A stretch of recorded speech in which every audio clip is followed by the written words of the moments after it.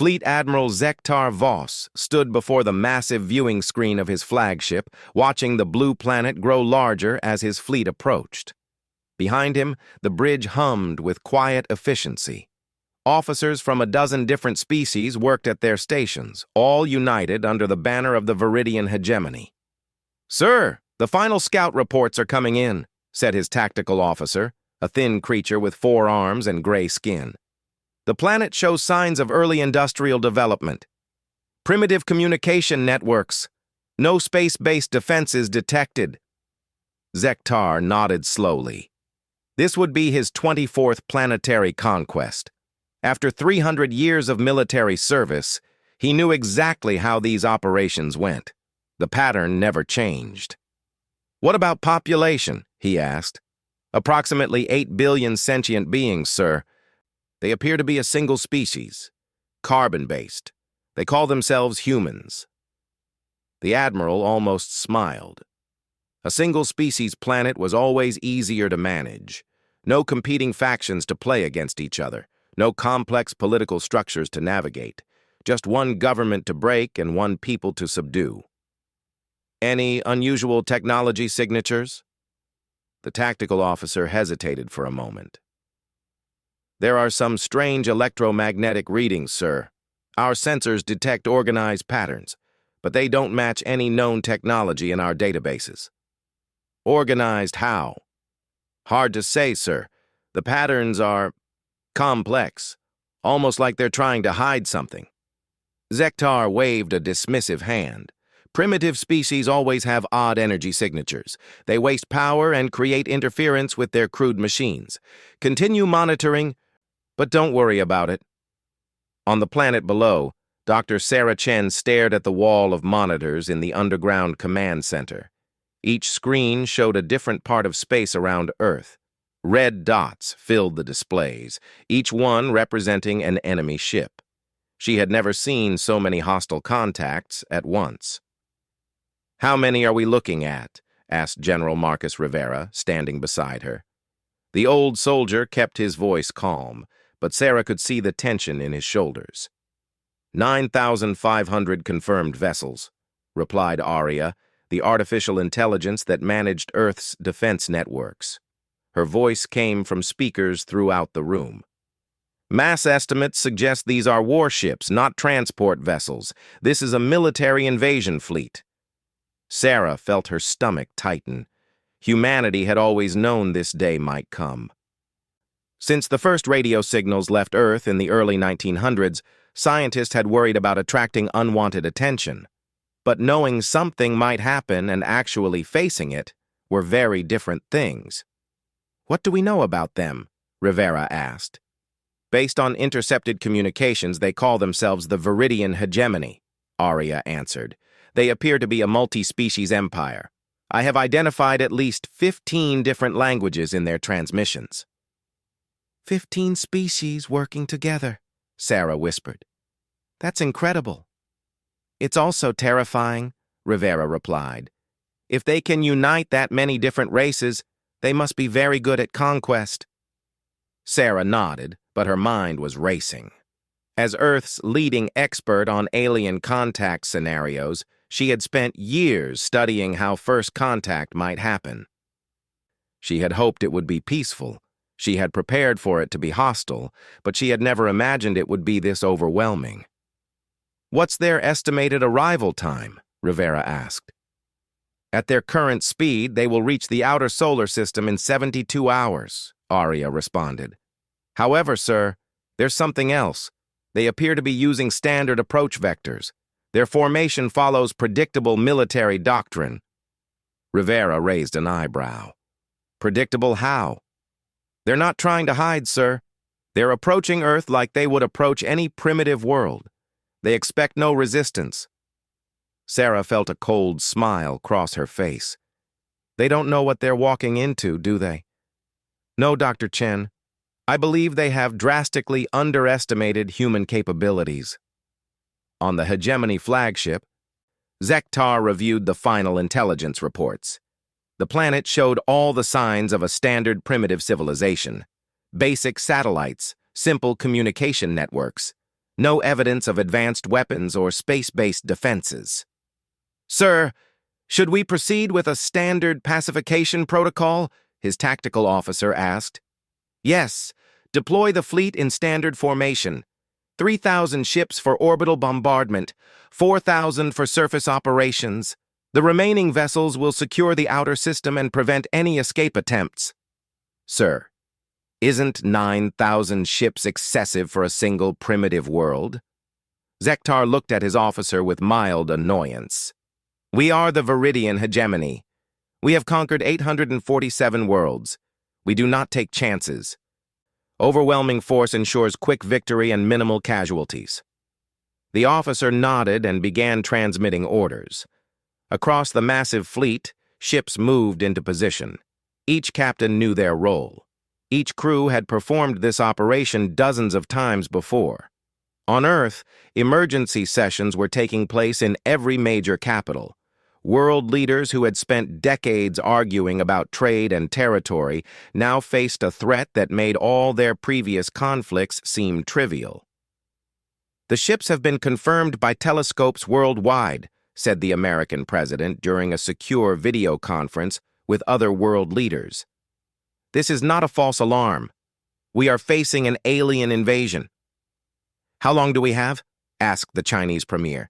3 days, maybe less." "And our defenses?" Sarah Chen stepped forward in the American war room. "We've been preparing for this possibility since 1952. Project Guardian has been active for over 70 years. We have assets in place that the public doesn't know about." "What kind of assets?" asked the Russian president.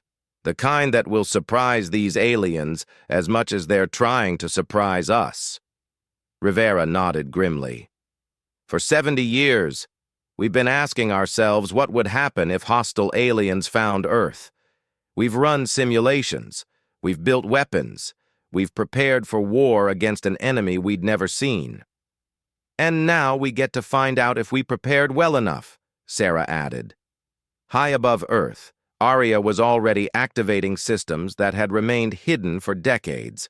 Across the solar system, automated stations came online. Weapons platforms disguised as asteroids began charging their power systems. Hidden bases on the dark side of the moon started transmitting coded signals. Humanity had spent 70 years preparing for this moment. They had built their defenses in secret. They had weaponized everything from space junk to communication satellites. Most importantly, they had learned to think like predators, while their enemies assumed they were prey. The Vidian hegemony was about to learn why Earth's radio signals had stopped broadcasting into deep space 50 years ago. They were about to discover that humanity's greatest achievement wasn't reaching for the stars. It was learning to defend their home from anything that came from them. The hegemony fleet crossed into the outer solar system with the confidence of a force that had never known defeat. Admiral Zektar watched the tactical displays as his ships spread out in perfect formation. Each vessel knew its position. Each captain understood the mission. "Sir, we're detecting some debris in the outer system," reported his sensor operator. "Looks like standard space junk, metal fragments, old satellites, that sort of thing." "Typical for a primitive species," Zektar replied. "They pollute their own orbital space with garbage. Continue advance." The first ships to die never saw what killed them. Lieutenant Commander HFY was aboard the cruiser Eternal Victory when the metal fragment hit. His ship's sensors had tracked it as a piece of harmless debris, maybe 2 meters long. They had seen thousands like it in the past hour. The fragment exploded when it was 50 meters away from the hull. But this wasn't a simple explosion. The metal had been hollow, packed with hundreds of smaller fragments that spread out in a perfect pattern. Each smaller piece was also hollow. Each contained its own explosive charge. The Eternal Victory's shields held against the first wave of impacts. They failed against the second wave. By the third wave, the cruiser was breaking apart. "What was that?" HFY screamed into his communicator as his ship spun out of control. "Unknown, sir! The debris! It was weaponized!" Across the hegemony formation, similar explosions began lighting up the darkness. What had looked like random space junk was revealing itself to be a carefully planned minefield. Every piece of debris, larger than a trash can, had been turned into a weapon. "Sir!" The tactical officer's voice was high with panic. "We're taking massive casualties. These aren't random mines. They're tracking our ships." Zektar stared at his display in disbelief. In the past 6 hours, he had lost 847 vessels. Not to enemy ships, not to planetary defenses, to garbage that had been floating in space, waiting for them. "How is this possible?" he demanded. "The debris items appear to have small thruster systems, sir, and basic targeting computers. They're actively hunting our ships." "Who weaponizes space junk?" "Apparently, sir, humans do." On Earth, Dr. Sarah Chen watched the battle unfold on her screens. Each red dot that disappeared represented an enemy ship destroyed. Each explosion was a small victory for humanity. "The automated defense grid is performing better than expected," reported Arya. "We've destroyed nearly 900 enemy vessels without revealing any of our major assets." General Rivera nodded grimly. "Phase 1 is working, but they'll adapt. They always do." "They're already adapting, sir," Arya continued. "The enemy fleet is changing formation. They're moving into tighter groups and sharing sensor data. Our remaining automated weapons will be less effective." Sarah studied the tactical display. The alien fleet was indeed regrouping. Instead of the spread-out formation they had used initially, the ships were now clustering together in defensive groups. It was smart tactics, exactly what any competent military force would do. "Time to reveal our next surprise," Rivera said. "Arya, activate the Wolverine squadrons." "Wolverine squadrons coming online." "Sir." In hidden bays scattered throughout the outer solar system, engines began to ignite. The vessels that emerged looked nothing like traditional spaceships. They were small, angular, and built for speed rather than comfort. Most importantly, they were designed for tactics that no sane species would ever attempt. Zektar was reviewing casualty reports when his sensors detected the new contacts. "Sir, we have 47 small craft approaching from multiple vectors," his tactical officer reported. "They appear to be fighter-sized vessels." "Fighters? Against a fleet this size?" Zektar almost laughed. "What do they think 47 small ships can do against us?" He got his answer 30 minutes later. The human ships didn't behave like any fighter craft in hegemony experience. They didn't try to stay at long range and pick off targets. They didn't work together in coordinated formations. Instead, they did something that made no sense at all. They attacked individually, and they rammed his ships. The first human pilot to make contact with a hegemony vessel was Captain Maria Santos, flying a Wolverine-class interceptor. Her target was a massive battle cruiser, nearly 100 times larger than her own ship. Any rational pilot would have tried to damage the larger vessel and escape. Santos flew directly into the battlecruiser's main engine at nearly the speed of light. The explosion took out both ships and damaged 3 others nearby. "Did that pilot just commit suicide?" Zektar asked in shock. "It appears so, sir. But the damage was significant. We lost a battlecruiser and—" "Sir, another enemy ship is making a ramming run." Zektar watched his display as a second human fighter accelerated toward one of his destroyers. Again, the human ship made no attempt to fire weapons from a safe distance. It simply flew directly into the enemy vessel at maximum speed. "This is insane," he whispered. "No species fights like this." But the humans kept coming. One after another, the small ships dove into his formation like missiles. Each impact destroyed both the human fighter and its target. Some pilots managed to take out multiple hegemony ships with careful positioning of their suicide runs. "Sir, we need to respond to these attacks," his tactical officer urged. "How do you respond to an enemy that doesn't care about survival?" Zektar asked. "How do you fight someone who treats their own life as ammunition?" The answer came from an unexpected source. Dr. Sarah Chen had been monitoring hegemony communications, and she chose that moment to make first contact. Her voice came through every speaker on every hegemony ship simultaneously. Attention, invaders. This is Dr. Sarah Chen of Earth. You have entered our solar system with hostile intent. You have threatened our world and our people. This is your only warning. Zektar found his voice. This is Admiral Zektar Voss of the Vidian hegemony.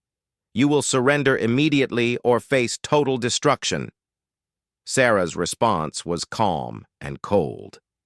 Admiral, you've just lost over 1,000 ships to our garbage and our suicide pilots. Do you really think you're in a position to make demands? You cannot defeat a fleet this size with such tactics. Admiral, you're thinking like someone from a civilized species. You're thinking like someone who values individual life over group survival. You're thinking like prey. There was a pause.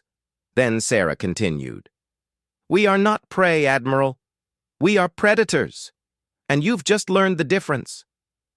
The communication ended, leaving Zektar staring at his tactical display. He had started this invasion with 9,500 ships. In less than 12 hours, he was down to fewer than 8,000. He hadn't even seen Earth's main defenses yet. Sir, what are your orders? His tactical officer asked. Zektar looked at the blue planet on his screen. It looked so peaceful from this distance, so harmless. But he was beginning to understand that appearances could be deadly when dealing with humans. Continue the advance, he ordered, but maintain defensive formations. And prepare for anything. These humans don't fight like any species we've encountered before. As his fleet moved deeper into the solar system, Zektar couldn't shake the feeling that he had made a terrible mistake. The humans had turned garbage into weapons. They had turned suicide into a military tactic. What other surprises were waiting for him between here and Earth? He was about to find out. Admiral Zektar's fleet reached Jupiter with 7,800 ships remaining. He had lost nearly 2,000 vessels to what should have been empty space and suicidal pilots. Now, as his sensors scanned the giant planet's orbital space, he hoped for an easier advance to Earth. Sir, we're detecting multiple artificial structures in Jupiter's orbital zone, reported his sensor officer. They appear to be space stations. Military installations? Unknown, sir. They're not broadcasting any signals. They look civilian. Zektar studied the readings. The structures were large and clearly artificial, but they didn't match any military designs in hegemony databases. They looked more like research stations or mining platforms. Proceed with caution. Maintain formation and... The Jupiter stations opened fire. What Zektar had mistaken for civilian structures revealed themselves to be weapons platforms disguised as industrial facilities. Each station was armed with weapons that defied every law of physics the hegemony understood. Sir, those aren't energy weapons. They're firing solid projectiles. Impossible.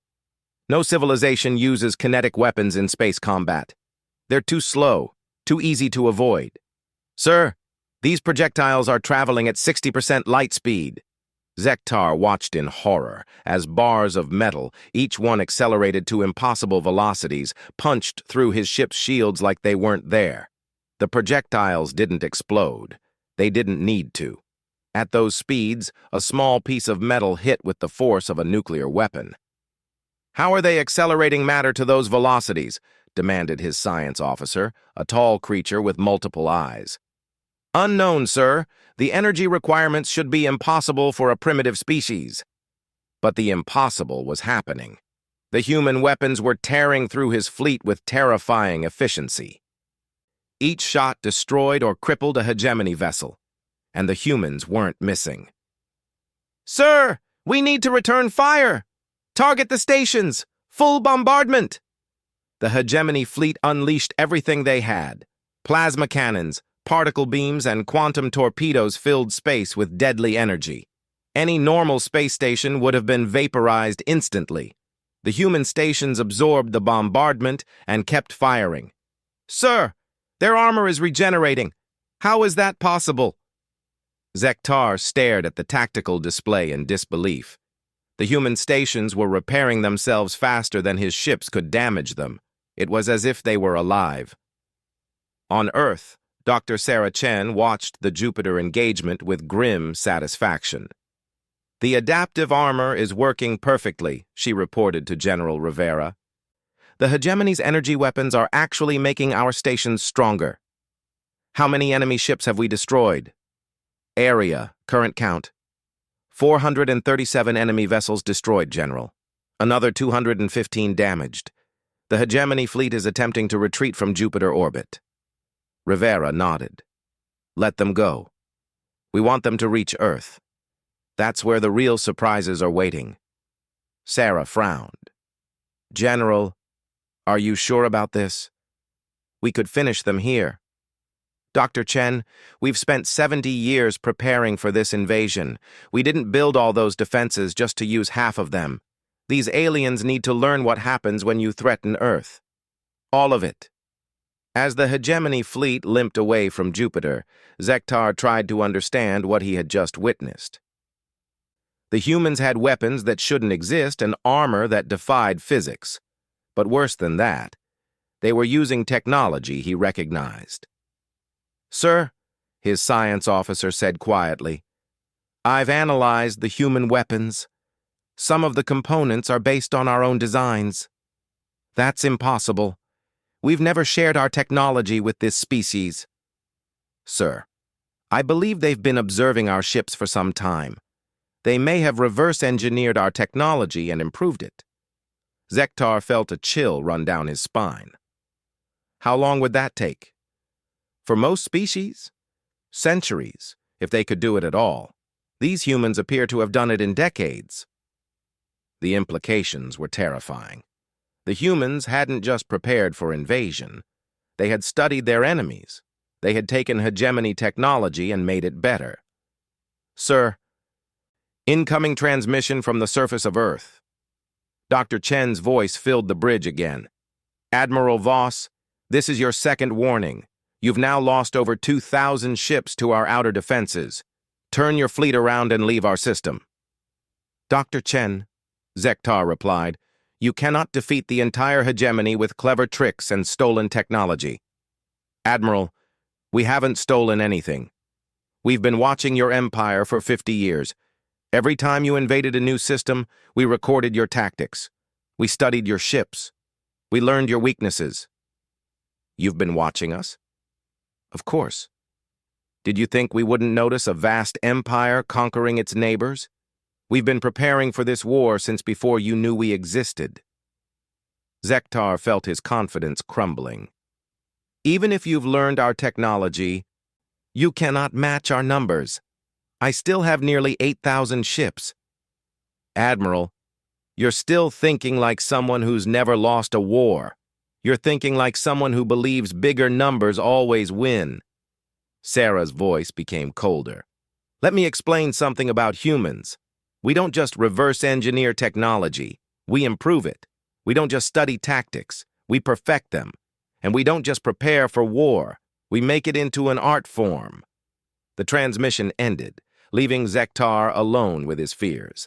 As his fleet approached the inner solar system, more surprises awaited.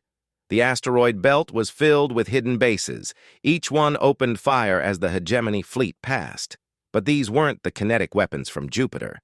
These were energy weapons based on hegemony designs, but more powerful than anything in the hegemony arsenal. "Sir, the humans have improved our own plasma cannon designs by 40%. "How is that possible?" "They've miniaturized the power cores and optimized the focusing arrays. Sir, their technology is better than ours." Worse was yet to come. As the fleet neared Mars, human ships finally appeared in significant numbers. But they didn't look like any spacecraft the hegemony had ever seen. They were angular, aggressive, and built for pure violence. "Sir, 47 human ships approaching. They're requesting single combat."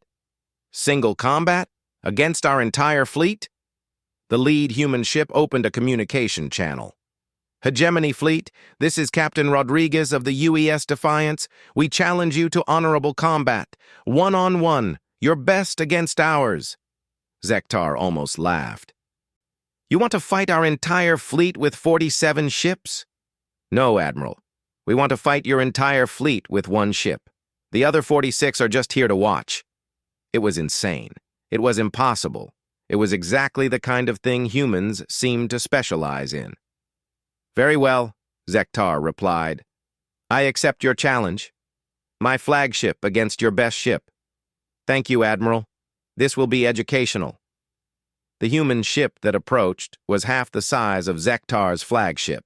It looked fast and dangerous, but it was clearly outgunned and outnumbered. The Admiral felt his confidence returning. Finally, a fair fight against impossible odds. The battle lasted 3 minutes. In that time, the human ship demonstrated flight patterns that should have liquefied any organic crew. It fired weapons with accuracy that exceeded computer targeting, and when the fight was over, Zektar's flagship was dead in space. Sir, all primary systems are offline, his tactical officer reported. Main power is failing. Life support is critical. The human captain opened a channel. Admiral, your ship is disabled but intact. Your crew is alive. Consider this mercy. How? Zektar whispered. Admiral, you've been fighting wars against civilized species, species that value life over victory, species that fight with honor and restraint. Captain Rodriguez's voice was calm and professional. We are not civilized, Admiral. We are survivors. We are predators. And we are very, very good at war. As rescue ships moved to collect Zektar's crew, he stared at the blue planet ahead. He had started this invasion with 9,500 ships. He now had fewer than 6,000 operational vessels, and he still hadn't reached Earth. Admiral Zektar floated in the emergency medical bay of his rescue ship, staring at the ceiling. His flagship was gone. His confidence was shattered, but he still had nearly 6,000 ships, and he had orders from the Hegemony High Command. Sir, his replacement tactical officer reported, we're receiving urgent communications from Hegemony Central Command. They're demanding to know why the invasion is taking so long. Zektar closed his eyes. How could he explain that humans weren't like other species? How could he make them understand that this wasn't a normal conquest? Sir, what should I tell them? Tell them we need reinforcements. Tell them these humans are not what we expected. Sir, Central Command has denied the request for additional ships. They say 9,000 ships should be sufficient for any primitive world. Zektar felt something break inside him. The Hegemony leadership didn't understand. They couldn't understand. They had never faced an enemy like this. Very well, he whispered. Prepare for final assault. All ships direct course for Earth. Maximum speed. As the battered Hegemony fleet approached Earth, they found themselves facing the most heavily defended planet in the galaxy. Every satellite was armed. Every space station was a fortress. The orbital space around Earth crawled with defensive platforms and patrol ships, but what terrified Zektar most was what he couldn't see. The humans had hidden their true capabilities throughout the entire invasion. If their outer defenses had been this sophisticated, what were they hiding at their homeworld? Sir, we're being scanned by over 300 separate sensor arrays, reported his new science officer. The humans are tracking every ship in our fleet individually. Begin the bombardment. Target population centers and government installations. Sir, we cannot get a targeting lock. Earth's electromagnetic field has been artificially enhanced. Our weapons cannot penetrate it. Zektar stared at his display.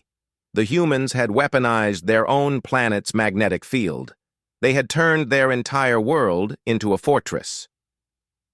Deploy ground forces. Prepare for surface assault. Sir, where should we land? Anywhere. Just get boots on the ground. The first wave of hegemony landing craft encountered Earth's final surprise. Every major continent was surrounded by orbital defense rings. But these weren't normal weapon platforms. They were structures that defied every law of warfare the hegemony knew. "Sir, the human defensive structures are moving."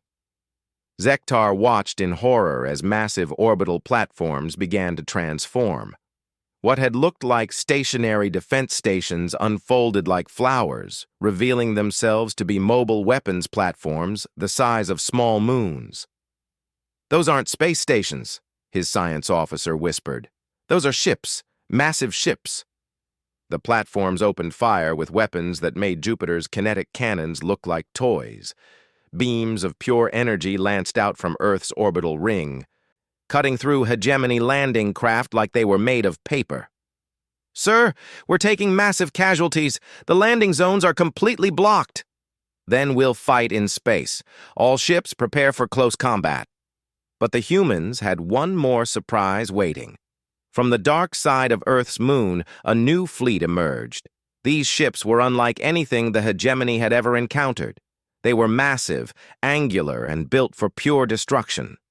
"Sir, new contacts emerging from lunar orbit. 57 large vessels. They're huge." The human dreadnoughts dwarfed even the largest hegemony ships. But size wasn't their most terrifying feature. As they approached, their weapon signatures lit up hegemony sensors like miniature stars. "Sir, those ships are armed with weapons that shouldn't exist. The power readings are off the scale." Dr. Sarah Chen's voice filled the hegemony fleet one final time. "Admiral Voss, this is Dr. Chen. You are now facing Earth's home fleet. These ships were built specifically to defend our world from invasion. Each one carries weapons capable of destroying an entire planet." "Dr. Chen," Zektar replied desperately, "please, we can negotiate. The hegemony is willing to discuss terms." "Admiral, 3 days ago you arrived here with nearly 10,000 ships. You came to conquer our world and enslave our people. There are no terms to discuss." The human dreadnought, Terra's Wrath, opened fire with its main weapon. The beam that emerged was wider than a hegemony battleship and carried more energy than most stars. It cut through 12 enemy vessels before dissipating in space. "Sir, that was one shot from one ship," his tactical officer screamed. "How is that possible?" But Zektar was no longer listening. He was watching his fleet die around him. The humans had revealed their true capabilities, and they were terrifying. These weren't defensive weapons. These weren't even military weapons. These were extinction-class armaments designed to eliminate entire species. "Sir, the humans are targeting our engines, not our weapon systems. They're disabling us, not destroying us." Zektar frowned. "Why would they spare us?" His answer came from an unexpected source. A human ship approached his command vessel and opened a communication channel. Captain Rodriguez appeared on his screen. "Admiral, my orders are to take prisoners. Dr. Chen wants to have a conversation with any survivors." "Survivors? How many ships do I have left?" 17, sir. All disabled. All under human control." Zektar felt his mind struggle to process the number. He had started with 9,500 ships. 17 survived. The humans hadn't just defeated him. They had annihilated him. "Captain Rodriguez, how many human casualties did you suffer?" "Total casualties for the entire war, Admiral? 47 pilots who chose to ram your ships. That's it." 47 humans defeated a hegemony invasion fleet? "No, sir. 47 humans chose to sacrifice themselves to make a point. The war was won by preparation, technology, and superior tactics. Your people never had a chance." As Zektar was transferred to a human prison ship, he found himself face to face with Dr. Sarah Chen for the first time. She was smaller than he had expected, and she looked tired. "Dr. Chen, I must ask, how did you prepare for this? How did you know we were coming?" Sarah smiled sadly. "Admiral, We've been watching the galaxy for over a century. We've seen what empires like yours do to primitive worlds. We've recorded every conquest, every atrocity, every species you've enslaved or destroyed. And you prepared for war based on that? Admiral, we didn't prepare for war. We prepared for extinction. We assumed that any species capable of interstellar travel would be hostile. We built our defenses accordingly. Zektar felt a chill of understanding. You built weapons to fight gods. We built weapons to fight anyone who threatened our world. It didn't matter if they were gods or insects. Anyone who came here with hostile intent would face the full fury of a species that had survived ice ages, plagues, and 2 global wars. Dr. Chen, what happens now? Sarah looked at him with something that might have been pity. Now, Admiral, you're going to help us send a message to the galaxy. You're going to tell every species out there what happens when someone threatens Earth. And if I refuse? Sarah's expression hardened. Then we'll find another way to deliver the message. We've built ships capable of reaching hegemony space. We've studied your technology and improved it. We know where your worlds are. The threat hung in the air between them. Dr. Chen, are you saying humans would invade hegemony space? Admiral, we're saying that if the galaxy wants war with Earth, we'll give them more war than they can imagine. The choice is yours. As Zektar was led away to his cell, he realized the true horror of what had happened. The humans hadn't just defeated a hegemony invasion, they had revealed themselves to be apex predators in a galaxy full of prey, and now they knew where the prey lived. 6 months after the failed invasion of Earth, Admiral Zektar Voss sat in his comfortable quarters aboard the human research vessel Harmony. It wasn't a prison exactly. The humans called him a strategic advisor and treated him with respect, but he wasn't free to leave. Admiral, said Dr. Sarah Chen as she entered his room, we've received another message from hegemony space. Would you like to see it? Zektar nodded. Over the past months, he had watched the galaxy tear itself apart based on his own reports. The Hegemony High Command had refused to believe his initial warnings about human capabilities. They had called him a coward and a failure. Then the human ships had arrived in hegemony space. The first human expedition consisted of only 12 vessels, small, fast ships designed for reconnaissance and diplomacy. They had appeared simultaneously in 17 different hegemony systems, delivered the same message, and disappeared before any response could be organized. The message was simple. The Terran Alliance offers friendship to any species that desires it. We offer protection to any species that needs it. We offer consequences to any species that threatens others. What does this message say? Zektar asked. Sarah activated the holographic display. A hegemony official appeared. One Zektar recognized as Sub-Commander Veltar from the 4th Fleet. Any vessel receiving this transmission, be advised that the hegemony colony of Zerion Prime has defected to the Terran Alliance. Repeat, Zerion Prime is no longer under hegemony control. Human ships are currently in orbit, and the colonial government has requested Alliance protection. The message ended, leaving Zektar staring at the empty air where the hologram had been. Zerion Prime, he whispered. That's our most heavily defended colony. 50 million hegemony citizens. 50 million former hegemony citizens, Sarah corrected. They voted to join the Alliance last week. The vote was unanimous. Zektar looked at her in confusion. How is that possible? The hegemony has held that world for 2 centuries. Admiral, would you like to see the footage from Zerion Prime? The hologram changed to show a massive human ship in orbit around a green and blue planet. But this wasn't a warship. It was clearly a civilian vessel, filled with medical equipment and supply containers. The humans came as healers, Sarah explained. They brought medical technology that could cure diseases the hegemony had never been able to treat. They brought agricultural improvements that doubled crop yields. They brought educational resources that allowed Zerion's children to learn about the universe beyond their world. And in return? In return, they asked only that Zerion Prime be allowed to govern itself. No tribute, no military service, just self-determination. Zektar felt a sick understanding wash over him.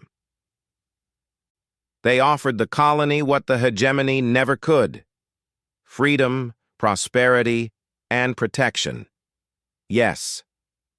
Over the following months, the pattern repeated across hegemony space. Human ships would arrive at a colony world, offer assistance, and provide protection from hegemony retaliation. Within weeks, most colonies were voting to leave the Empire and join the Terran Alliance. "How many worlds have we lost?" Zektar asked during one of his regular briefings with Dr. Chen. "The Alliance now includes 437 former hegemony worlds," Sarah replied. "That represents about 60% of your former empire." "And the hegemony response?" "Your leadership has declared war on the Alliance and ordered all loyal fleets to converge on Earth." Zektar felt his stomach drop. "They're going to try another invasion?" "No, Admiral. They were going to try another invasion. Past tense." Sarah activated a new display showing the outer edges of Earth's solar system. Hundreds of ships floated in perfect formation, all bearing hegemony markings, but they weren't moving. "Your fleets arrived 3 days ago," Sarah continued. "All 2,400 ships. They demanded Earth's surrender and threatened orbital bombardment." "What happened?" "We demonstrated our new planetary defense system. Would you like to see?" The display changed to show Earth from space. The entire planet was surrounded by a shimmering energy field that pulsed with soft blue light. "The barrier can deflect any known weapon," Sarah explained. "It can also be used offensively." As Zektar watched, the energy field around Earth suddenly expanded outward at incredible speed. It washed over the hegemony fleet like a wave, and when it passed, every enemy ship was dead in space. "You disabled 2,000 ships without destroying them?" "The barrier disrupts all electronic systems within its range. Every hegemony ship is now completely helpless. Their crews are alive, but their vessels are useless." "How is that possible?" "Admiral, we've had 6 months to improve our technology since your invasion. We've also had help." "Help?" Sarah smiled. 300 former hegemony species have joined the Alliance. Many of them brought their own scientific knowledge. Turns out, when you give scientists freedom to research instead of orders to build weapons, they accomplish amazing things. Zektar stared at the disabled fleet on the display. "What will happen to them?" "The same thing that happened to you. They'll be offered the chance to join the Alliance or return to what's left of hegemony space with a message." "And the hegemony leadership?" Sarah's expression hardened. "They have a choice. They can surrender and join the Alliance as equals, or they can continue to threaten peaceful species. And if they choose to continue fighting, then we'll do what we do to any predator that threatens innocence. We'll hunt them down." The conversation was interrupted by an urgent communication from Alliance Command. Sarah listened to her earpiece for a moment, then smiled. "Admiral, I have news. The Hegemony High Command has just voted to dissolve their government and request Alliance membership." Zektar felt the last remnants of his old life crumble away. "The Hegemony is surrendering?" "The Hegemony is evolving. Your people will keep their culture and their worlds, but they'll no longer be an empire. They'll be partners in something bigger." "What happens to people like me? Former military officers?" "You have skills that the Alliance can use, not for conquest, but for protection. There are still hostile species in the galaxy, pirates, slavers, aggressive empires that haven't learned what the hegemony learned." Sarah stood to leave, then paused at the door. "Admiral? Would you like to join the Alliance Navy? We could use someone with your experience to help protect the innocent." Zektar thought about it. For 3 centuries, he had served an empire that conquered and enslaved. Now he had the chance to serve an alliance that protected and liberated. "Dr. Chen, What would my duties be? Teaching new Alliance officers about traditional galactic warfare, helping us identify threats before they become invasions. Most importantly, ensuring that what happened to your empire never happens to anyone else. You want me to help prevent wars? We want you to help end the age of galactic empires forever. 5 years later, Admiral Zektar Voss stood on the bridge of the Alliance vessel New Dawn, watching as the last independent slaver fleet surrendered to Alliance forces.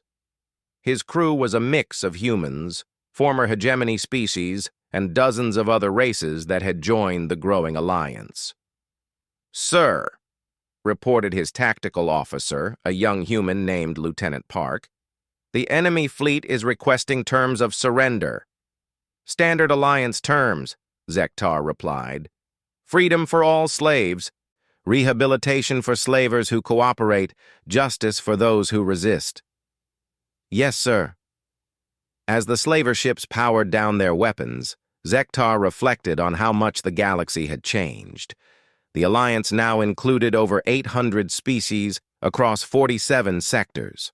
Wars between advanced civilizations had become extinct.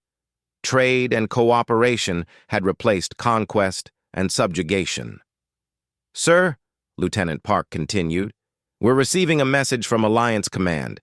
There's a new species requesting contact. They're located in the Andromeda sector. Hostile or peaceful?" "Unknown, sir. They've been monitoring our communications for several months. They're asking for a diplomatic meeting." Zektar smiled.